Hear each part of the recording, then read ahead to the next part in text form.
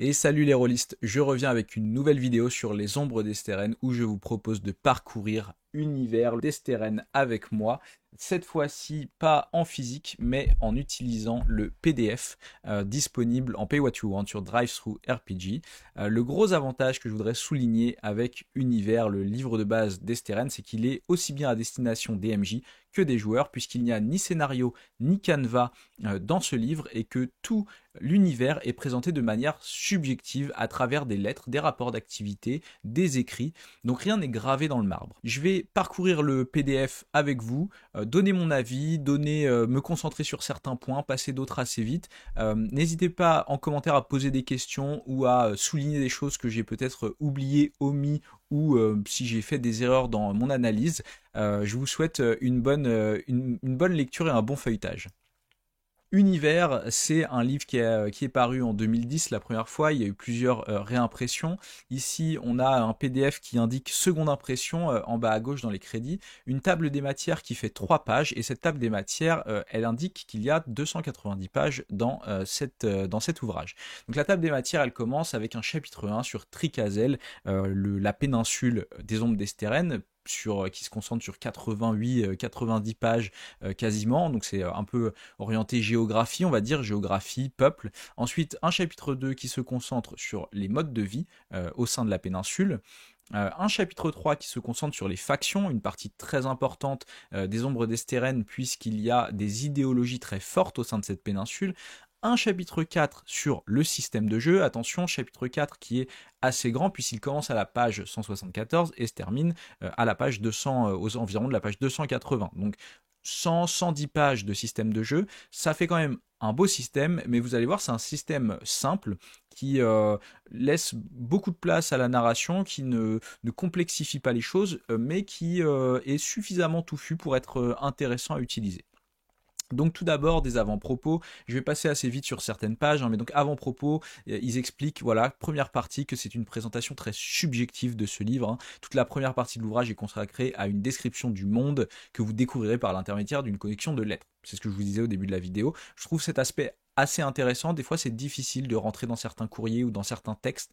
On a du mal à obtenir l'information qu'on voudrait. Mais globalement, moi, je trouve que c'est une bonne présentation qui est très intéressante puisque ça permet facilement de mettre des textes dans les mains de vos joueurs qui pourront ensuite exploiter. Dans ces avant-propos, ils expliquent que c'est un système de jeu intuitif, j'y reviendrai un peu plus tard, mais c'est tout à fait vrai. Ils parlent du fait que c'est un jeu d'horreur, etc., un univers à secret. Ils expliquent la gamme, une gamme complète. Dans le PDF, là c'est intéressant, ils indiquent que le livre 3 sera secret et que ce sera le pendant d'univers. Au final, le secret sera sûrement le livre 4, puisque le livre 3, c'est la campagne d'Erg. J'ai à mes côtés la première édition, la première impression du livre, et il parlait de livre 2 secret. Donc vous voyez, il y a une évolution dans le choix de quels ouvrages on sort en premier. Ils expliquent voilà, que les personnages joueurs sont un petit peu au cœur de l'aventure, ils expliquent que l'univers est un univers cross-média, qu'il y a des choses à trouver sur Internet, et ils parlent des inspirations. Dans les inspirations, notamment Braveheart de Mel Gibson, Sleepy Hollow, Shining de Stanley Kubrick, et Frankenstein ou le Prométhée moderne.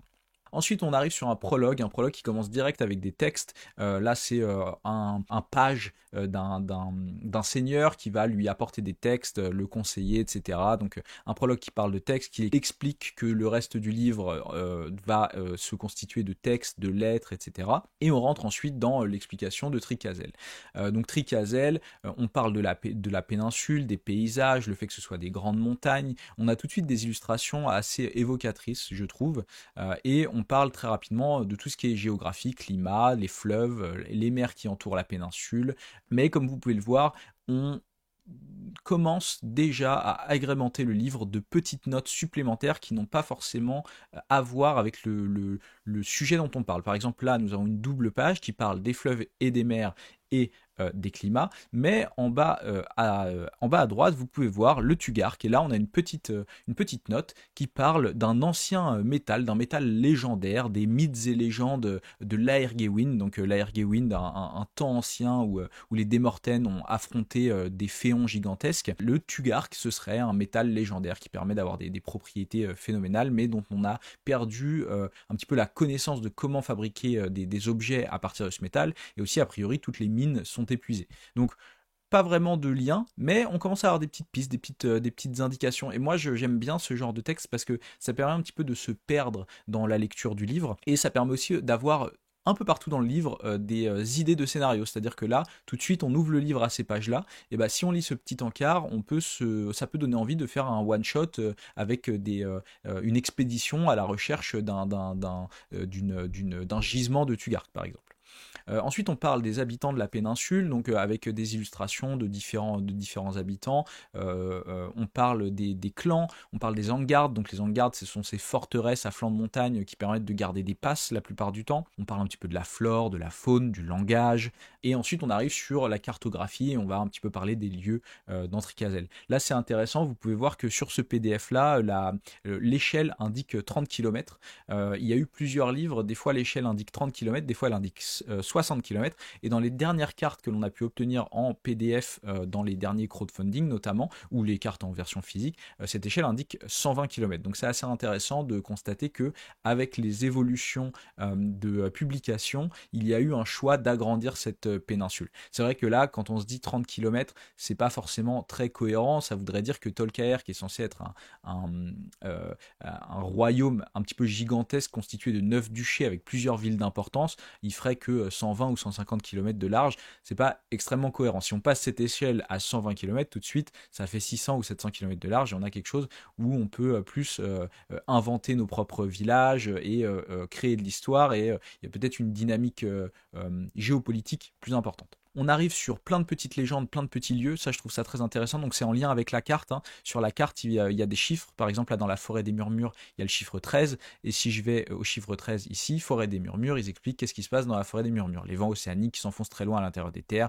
soufflent souvent parmi les arbres et font bruisser ces bois de sons inquiétants. Donc en fait ça c'est plein de petites anecdotes, de petits lieux typiques de la péninsule qui vont permettre de s'imprégner de la péninsule et de ses mystères. C'est vraiment un aperçu de la péninsule, puisqu'après, avec le supplément voyage, on a ce genre d'éléments décuplés. Ensuite, on rentre dans l'histoire, et là, on passe en fait sur un espèce de petit calendrier qui est plutôt bien fait, parce que du coup, c'est des gens qui parlent, qui échangent, c'est une présentation, c'est pas un calendrier très scolaire, donc c'est plutôt bien présenté et c'est pas trop extensif, donc ça permet un petit peu d'avoir une idée du passé sans s'enfoncer trop dedans. Et donc très rapidement on parle du fait qu'il y a des temps anciens, ensuite qu'il y a l'Aergewind, donc il y a eu l'Aergewind, c'est une période monstrueuse où des féons immenses ont attaqué l'humanité et les Démortaines ont réussi à vaincre ces féons grâce à en partie des connaissances qui ont été perdues depuis. On parle de la naissance du temple qui a lieu 500 ans avant la fondation de Tricasel. On parle de la fondation de Tricasel, donc faut imaginer qu'en fait c'était plein de petits domaines avant et qu'il y a 3 frères qui ont décidé de conquérir toute la péninsule et qui ont ensuite séparé la péninsule en 3 royaumes, Tricasel, et chacun de ces royaumes s'est vu attitrer un roi, l'un des 3 frères. Et donc c'est comme ça qu'on a obtenu Gwydir, Rhys et Tolkaer qui étaient les noms des 3 frères. Ensuite, on a les guerres Osag avec la guerre en fait des 3 frères contre les tribus Osag qui sont vraiment tournées vers les traditions. Ensuite, on a les grands siècles, donc un petit peu une période faste, l'ère de glace où il fait très froid, le renouveau où il commence à refaire chaud à nouveau, et les décennies, ce qu'on appelle les décennies continentales, alors qu'il se met à faire chaud, et même peut-être trop chaud, on se rend compte que des continentaux arrivent en masse sur la péninsule, et notamment à 2 moments différents, vraiment tout début des années 700, 702, avec des magiantistes qui arrivent par navire, et là vous pouvez voir en bas à droite un navire volant, donc on se dit, oula, donc les magiantistes qui viennent du continent, ils ont l'air d'avoir une technologie quand même assez développée. Et un petit peu plus tard, les missionnaires du temple qui arrivent en 713 plutôt par Gwydir. Et donc en fait Gwydir au nord se voit arriver les continentaux missionnaires du temple, tandis que Rhys, plusieurs vaisseaux, il me semble 3 vaisseaux de magiantistes s'effondrent en Rhys.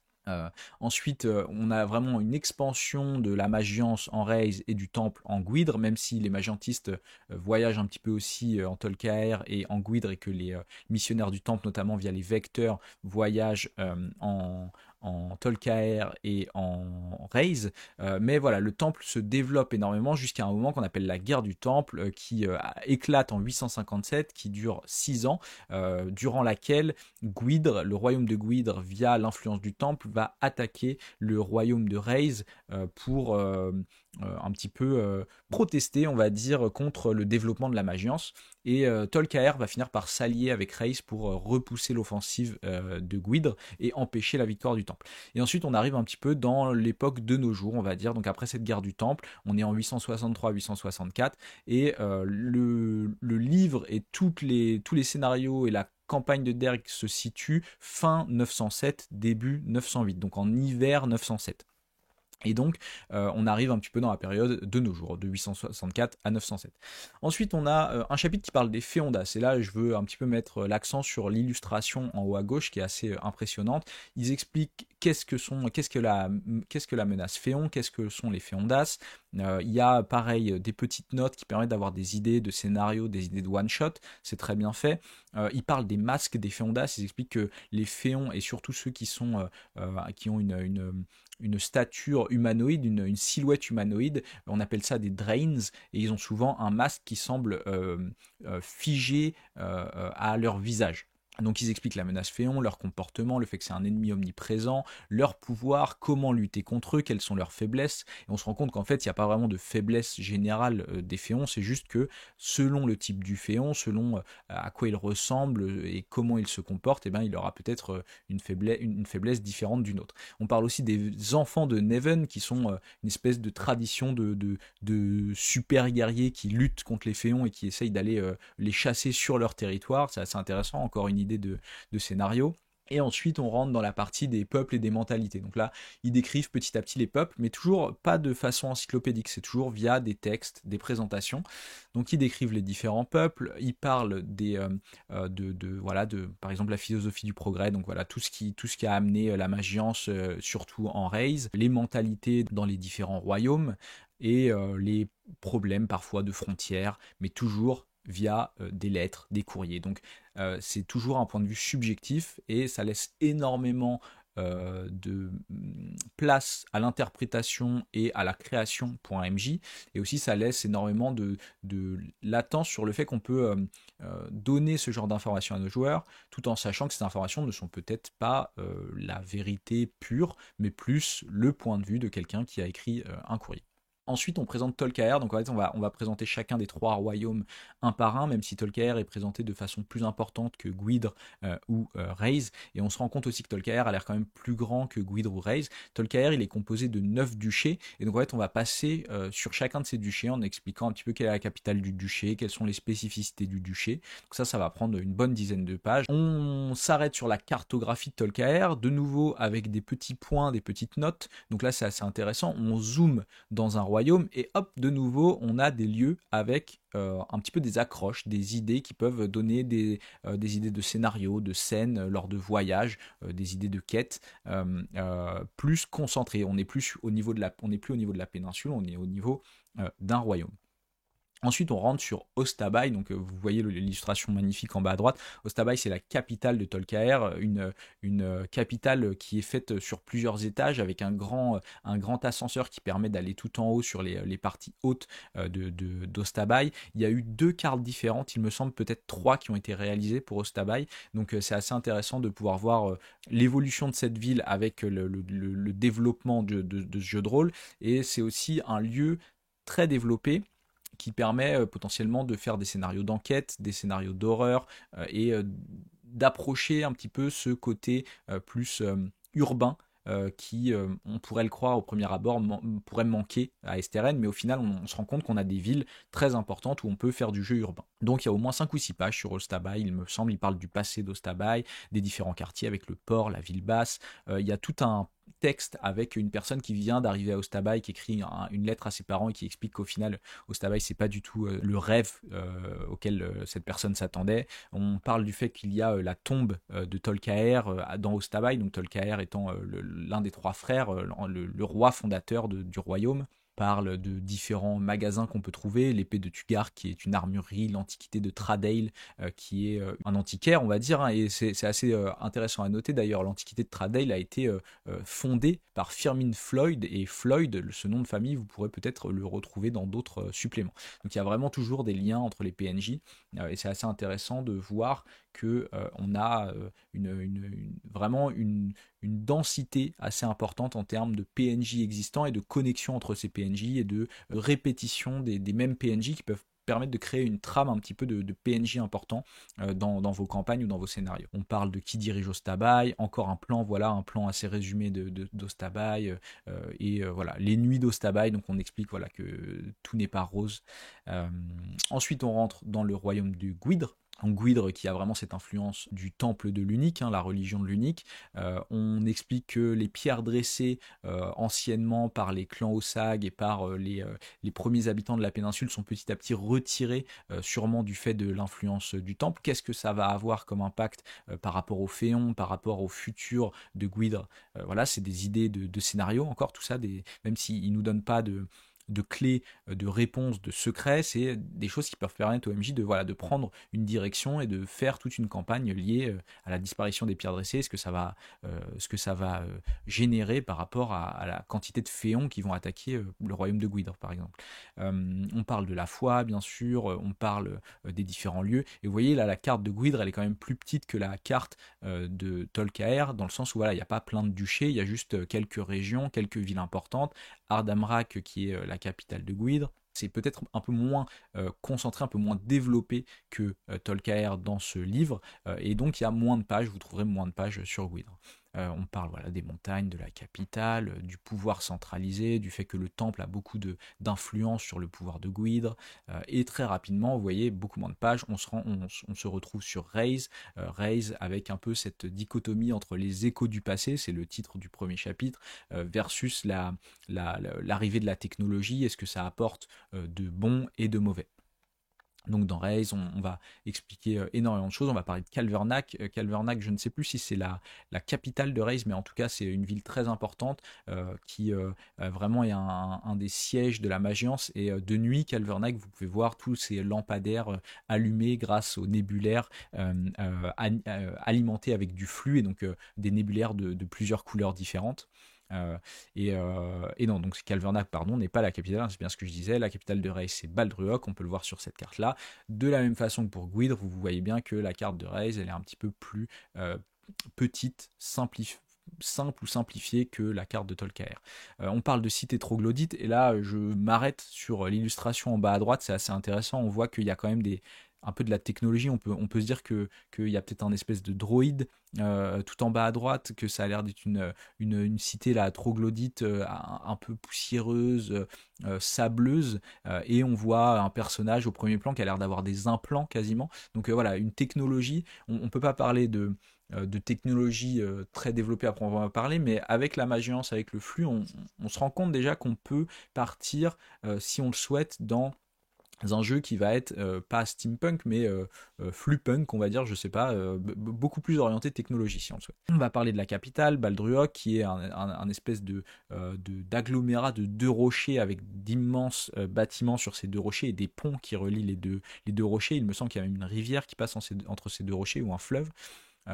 On parle voilà, de différents lieux. Ça s'arrête très vite puisqu'on arrive sur le continent. Donc le continent, qu'est-ce que c'est? C'est un grand territoire inconnu à l'est de la péninsule, dont seraient venus les disciples du temple et les magiantistes, mais on n'en sait vraiment pas grand-chose de ce continent, et c'est assez marrant parce que dans le livre, là, il propose 3, 4, peut-être 5 pages sur le continent, et il y a 3 ou 4 points de vue, et tous ces points de vue sont complètement différents. Et ça, je trouve ça assez intéressant. Donc, il parle d'une confédération, il parle d'une grande théocratie, et là, vous voyez cette illustration, on voit, c'est quasiment New York, on a l'impression de voir des cités qui sont peut-être pas de notre époque, mais il y a des bâtisses hautes, il y a de la fumée, on s'éloigne beaucoup du médiéval fantastique. La grande théocratie, ce serait d'où sont venus les adeptes de l'unique, et donc ce serait vraiment des cités, des villes monastères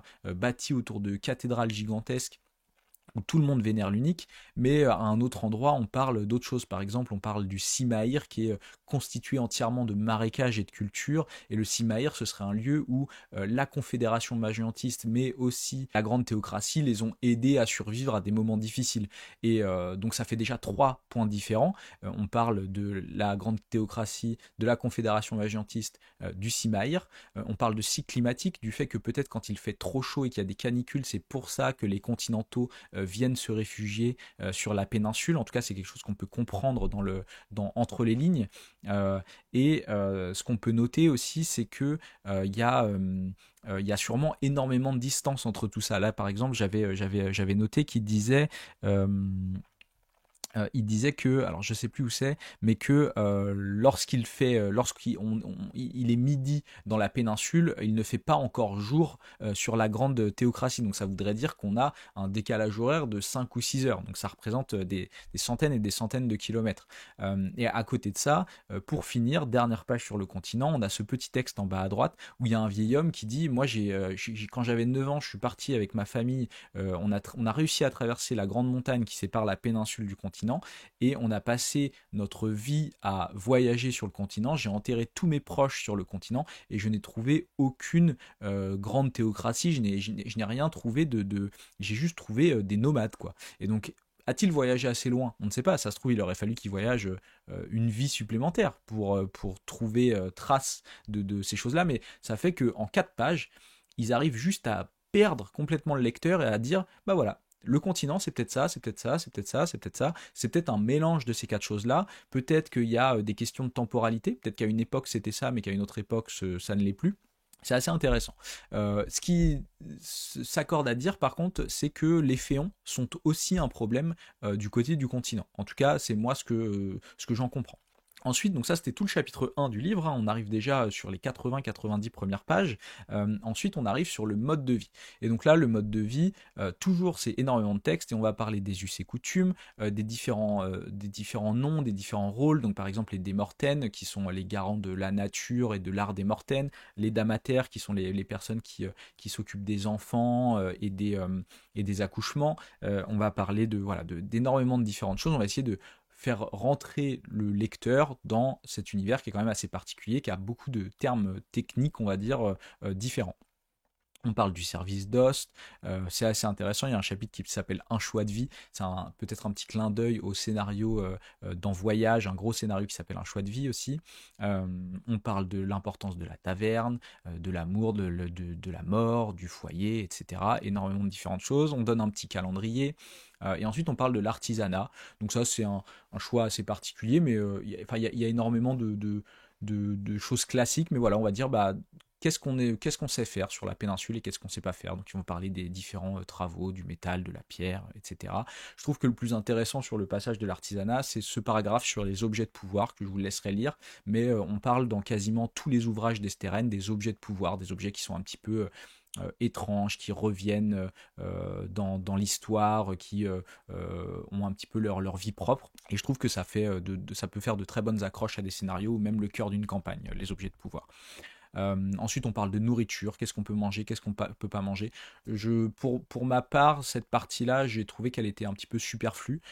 C'est difficile de l'exploiter en jeu. Et j'ai préféré notamment l'un des derniers suppléments Melwan, où il parle aussi un petit peu de la nourriture, et j'ai préféré ce qu'ils avaient fait dans Melwan que ce qu'ils avaient fait ici. Mais c'est toujours intéressant si vous voulez à un moment vous concentrer sur la description d'un repas, et bah, un chapitre nourriture qui peut permettre de vous aider. Il parle quand même de famine, ça je trouve que c'est intéressant, hein. Il parle de nourriture, mais la 3e page, c'est bah voilà, il y a des famines, on est dans un univers médiéval où des fois la culture c'est difficile et il peut y avoir beaucoup de famines. Alors, ensuite, on rentre dans l'architecture, et ce qui est intéressant pour l'architecture, c'est que ça va nous aider à décrire les villes, à décrire les villages, et on se rend compte qu'il y a énormément de différences entre l'architecture rurale, l'architecture urbaine, mais aussi l'architecture chez les magiantistes ou l'architecture en Gouidre, où le temple a énormément d'influence sur l'architecture. On parle des ponts, de l'importance des ponts, avec pareil le pont des Brumes, donc une petite histoire sur une anecdote possible, un scénario possible. On parle du paysage urbain, d'Ostabaï, des villes, de la nature, etc. Des temples magiantistes, enfin des temples, pardon, des temples de l'Unique, des usines magiantistes et des universités magiantistes et de leur architecture, même si voilà, c'est pas énormément développé. Et ensuite on rentre dans la société. Là, dans la société, ce qui est intéressant, c'est qu'on va vite montrer qu'il y a énormément d'idéologies différentes et énormément de conflits. On parle des clans, de la société féodale, de comment ça a évolué dans le temps. On parle de la société en Gwydir, en Raise. On parle de l'importance de la famille, de l'importance de la damataire, de comment on s'occupe des enfants malades, des vieillards, etc. Donc assez intéressant, ça permet de se plonger assez facilement dans les spécificités de l'univers. On parle de la justice, c'est plutôt bien fait. Après on parle de la monnaie et du commerce, donc avec ces pièces très particulières qui sont appelées les daols en forme de triangle, avec des daols de givre, de braise et d'azur. On parle de la monnaie, de la fausse monnaie. J'ai l'impression que ce paragraphe de fausse monnaie, on voit ça dans tous les jeux de rôle. Oui, ça paraît logique que s'il y a de la monnaie, il y a des gens qui essayent de faire de la fausse monnaie. Mais c'est toujours intéressant parce que ça nous le rappelle et c'est toujours une bonne source de scénario, d'accroche possible, la fausse monnaie. Moi, j'aime bien. Mais bon, c'est intéressant d'en parler. Après, comment est-ce qu'on fait du commerce, les moyens d'échange, les caravanes. Là, c'est intéressant. On voit les différentes montures. On voit qu'il y a des chevaux, mais aussi d'autres montures qui ont l'air un petit peu particulières. Ça, ce sont des caërnides. On comprend très vite que les caërnides sont plus utiles que les chevaux du fait des reliefs montagneux sur la péninsule. Là, il nous explique un petit peu l'anatomie du caërnide et pourquoi est-ce qu'on utilise la caërnide. Et ensuite, on parle de la pauvreté et on arrive très vite dans les arts. Les arts, c'est intéressant. Moi, j'ai trouvé que c'était un petit peu dur à lire, mais c'est intéressant, notamment pour les joueurs, pour voilà, décider de est-ce qu'ils maîtrisent un art, est-ce que l'un des PNJ qu'ils connaissent maîtrise un art. Enfin, ça montre un peu. C'est encore une fois, ça permet de rentrer dans l'univers. C'est beaucoup de lecture, mais ça permet de rentrer dans un univers très développé. Donc ils vont parler de plein d'arts différents, sur au moins 5 pages il me semble, peut-être même 6. La page que je trouve la plus intéressante, c'est celle qui parle des bardes, puisque les bardes sont aussi un petit peu les négociateurs de la péninsule, et que être barde, c'est, si on arrive à être dans le collège des bardes, on va dire, je ne sais plus si ça s'appelle comme ça exactement, c'est un petit peu un statut important qui permet d'avoir une place auprès d'un seigneur, et qui permet de participer aux négociations, de participer aux discussions, de participer à des traités de paix, etc. etc. Et ensuite, on rentre dans un paragraphe ou un chapitre qui est pour moi l'un des plus importants, le fait qu'il y ait des factions dans les ombres d'Esteren et qu'il y a des idéologies très fortes autour de ces factions. C'est à nuancer, bien sûr, puisque même si chacune des factions est liée principalement à un des royaumes, au final, dans chaque ville, dans chaque village, on peut trouver des personnes, des PNJ, des personnages qui ont une idéologie plutôt connectée à l'une de ces trois factions, ou même plusieurs, ou aucune d'entre elles. Donc on a une première partie sur les Démortènes, c'est assez intéressant, ça permet d'expliquer un peu tout ce culte de la nature, tout ce culte lié aux esprits de la nature et au cycle de la vie, etc. Avec le fait que voilà, les Démortènes, c'est un peu les garants de la connexion entre la nature et les villages, et le fait qu'il y ait voilà, les Yonten, qui sont les apprentis des Démortènes. On comprend un petit peu selon le mythe des Démortènes, comment s'est créé le monde. Est-ce que c'est la vérité ou pas? On ne sait pas, mais en tout cas, ça permet d'avoir des idées sur les secrets de l'univers. Il y a des petites choses à piocher ici et là. Et on nous parle un petit peu de la relation entre les Démortènes et les Yonten, mais toujours d'un point de vue très particulier de un maître et son élève à un endroit précis de la péninsule. Donc toujours rien d'encyclopédique. On parle des Kmaog, donc les incarnations des esprits de la nature. On parle des Ogam qui sont des pierres gravées qui permettent aux Démortènes d'utiliser les pouvoirs de la nature. Et on parle de Saogal Der, qui est très important selon moi, qui est un petit peu la fin du monde. Et j'y reviendrai dans d'autres ouvrages, mais Saogal Der, ça a l'air d'être non seulement la fin du monde, mais peut-être un lieu ou une temporalité où certaines personnes peuvent peut-être déjà y accéder. C'est assez particulier. On parle des sanctuaires des Mortaines, des menhirs, du fait que ces sanctuaires, ils ont l'air aussi de permettre de se protéger. Les féons, ils ont l'air de pas trop aimer aller dans les sanctuaires des Mortaines, donc c'est assez intéressant. Ça voudrait dire qu'il y a eu des connaissances qui ont été perdues, mais qu'à une certaine époque, les Démortènes pouvaient repousser les féons grâce à certaines choses. Et on parle de l'évolution du rôle des Démortens, de l'évolution des croyances. Et dernier chapitre assez intéressant qui est plus évoqué dans d'autres suppléments, mais on parle des Morkai qui sont un petit peu les Démortens déchus qui, plutôt que d'aider à la connexion entre les villages et les esprits de la nature, décident de forcer cette connexion et de forcer les esprits de la nature à faire des choses. Donc le côté un petit peu négatif, un petit peu Jedi versus Sith des Démortens, on va dire. Ensuite, la même chose, mais sur le temple, où ils expliquent la révélation de Soustren. Soustren, c'est un peu le premier qui a été contacté par l'Unique, on va dire. Comment se passe la religion de l'Unique. On a plus d'infos sur le temple aussi dans le supplément Le Monastère de Tuat, mais c'est assez intéressant, on a quand même pas mal d'infos pour pouvoir jouer un personnage de l'Unique. Et moi, je suis pas souvent attiré par le fait de jouer un personnage qui a une religion prononcée. Mais je trouve que la religion de l'Unique, elle amène des choses intéressantes. Est-ce que c'est les gentils ou les méchants de l'histoire? C'est encore difficile à dire, mais le livre univers, pour moi, a l'air de les présenter plutôt comme une solution potentielle aux féons, puisque notamment les miracles, en tout cas dans le système de règles, les miracles qu'ils peuvent faire peuvent potentiellement repousser les féons ou les détruire. Mais est-ce que c'est pas juste une première couche de lecture, et est-ce qu'il n'y a pas des secrets cachés derrière qui font que le temple serait pas ce qu'il paraît être? Ça, je ne sais pas, ce sera à vous de lire tout ça et de vous faire votre avis. En tout cas, on parle, voilà, on parle du temple et on parle un petit peu, voilà, des prières, des miracles, etc. Et de certains points, toujours certains points qui permettent de créer des scénarios, d'avoir des idées de PNJ. Enfin, ça fourmille, c'est vraiment pas encyclopédique, ça fourmille d'idées tout le temps. On parle des villes monastères, des reliques. Les reliques, ça donne très envie de faire une campagne autour de ces reliques où tout le monde joue des persos du temple. On parle des différents ordres avec les prêtres, les sigirs, les lames, les vecteurs, les clercs et les moines. L'importance du chiffre 6, moi je trouve ça assez étrange d'avoir choisi ce chiffre 6. Et d'un autre côté, il y a cette idée du froid dans la religion de l'Unique. Et donc le flocon de neige est représenté avec 6 branches. Les 6 branches que sont les 6 ordres du temple. Donc c'est assez intéressant et on ne sait pas trop du coup si cette importance du chiffre 6, c'est quelque chose qui va traduire du positif ou du négatif. Mais ce qui est intéressant de dire aussi, c'est que il me semble que plus il fait froid, plus il y a de féons, plus il fait chaud, plus les gens du continent viennent sur la péninsule.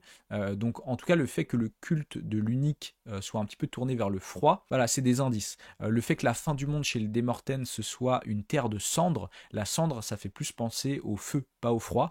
Et le feu, quand on regarde les 4 esprits selon les Démortens qui auraient créé l'arbre-vie, qui auraient un peu créé le monde, il y a un de ces esprits au final qui n'a pas aidé à créer, et c'est un peu l'esprit du feu. Donc voilà, le feu, le froid, tout ça, il y a des choses à en tirer, je pense, de ce livre, même si les secrets ne sont pas encore sortis.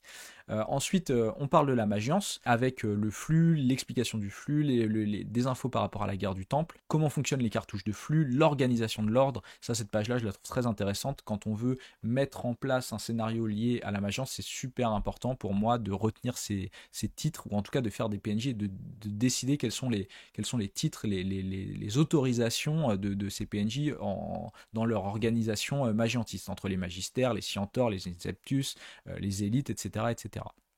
On explique qu'il y a plein de corps de métier, on explique que voilà, il y a une opposition entre magiantistes et Démortens, puisque les magiantistes puisent dans la nature pour créer du flux et que ça laisse l'endroit où ils ont puisé vide de toute énergie. On a un apprenti magiantiste et on peut suivre un petit peu son journal, donc ça c'est intéressant. On comprend qu'il y a différents courants de pensée, les botanistes, les minéralistes, les vitalistes, et on parle des mécones. Et ça j'adore, là, les mécones ou méconnaissent en haut à droite.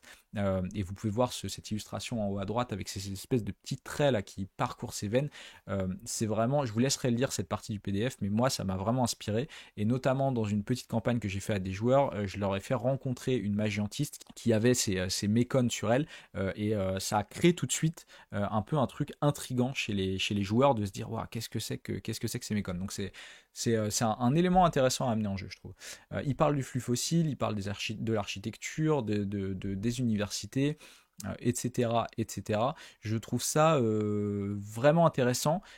moi, tout ce qui est partie Magian, ça m'a un peu laissé sur ma faim, dans le sens où j'aurais bien aimé quasiment un supplément de 60 pages, j'espère que ça viendra un jour, qui nous parle vraiment beaucoup plus de la Magiance et de ce qu'on peut faire avec. Les laboratoires, des fusils à base de flux, des étranges expériences, nébulaires, moulins, etc., etc.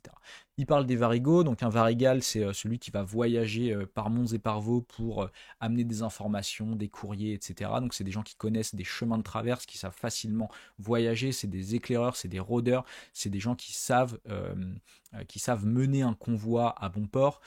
Donc voilà, ils expliquent comment cette organisation des Varigos existe, comment les Varigos sont recrutés, comment est-ce qu'on devient Varigal. On parle des Chevaliers Ilderin, qui est une organisation dans Tolkaer très importante, de chevaliers très émérites. C'est un petit peu les guerriers badass de Tolkaer qui peuvent donner le change face aux fanatiques du temple ou face aux technologies de la magiance, on va dire. Faut voir que les Ilderins, c'est pas tous des mecs sympas, hein, mais voilà, c'est une force sur laquelle il faut compter, on va dire. Et ensuite, on parle de rumeurs entre Icazelles, et là, je trouve que c'est très intéressant. On parle des ruses morts. Les ruses morts, ça reconnecte à ce que j'ai dit plus tôt, cette lande désolée. C'est des gens qui peuvent faire des rêves, enfin, qui font des rêves, qui parfois restent endormis longtemps. Et lorsqu'ils rêvent, ils se retrouvent dans un endroit désolé, avec de la cendre. Parfois, ils ont de la cendre jusqu'à la taille. Et là, par exemple, l'exemple, c'est une personne qui dit à chaque fois, je fais ce rêve-là, et je vois quelqu'un, et avant de pouvoir voir son visage, je me réveille. Mais donc, c'est assez intéressant. On se rend compte qu'il y a peut-être soit un univers parallèle, soit un lieu ou une temporalité où certaines personnes peuvent aller. On parle du fait que le roi de Tolkaer un jour est mort en allant à une citadelle et qu'on a perdu sa couronne, donc encore une idée de scénario. On parle de magie noire, enfin voilà, plein de petites rumeurs.